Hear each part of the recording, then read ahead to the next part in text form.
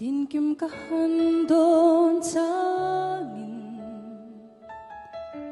Ton lugar junto'y tepo Kikatang kung tamyangin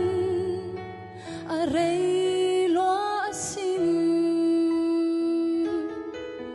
Min handon ve cinta mo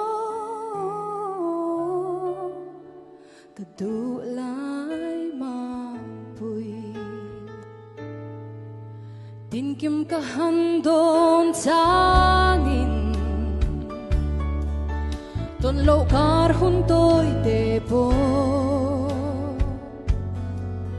Kikatan kung tamyangin Aray loa asin Min handon ve cinta mo Kadulay mampuy Kadu berte Kamangay berte Di abiyat hukahan tehi Minaril hel sakdonem ni Kamangay te asin Zantiang sorta eng ray noya Matin ka handon chinte Harlung len tuara har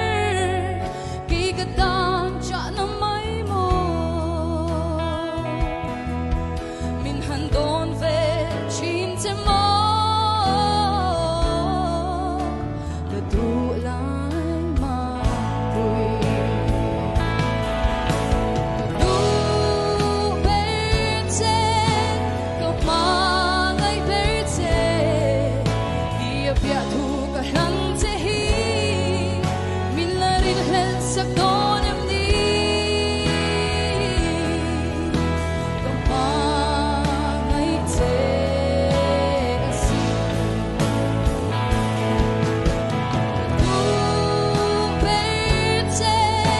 Kamangay te lungrun Di abiyat hukahan tehi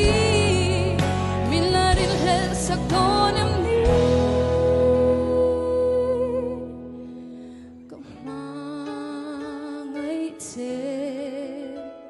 asin Kamangay te asin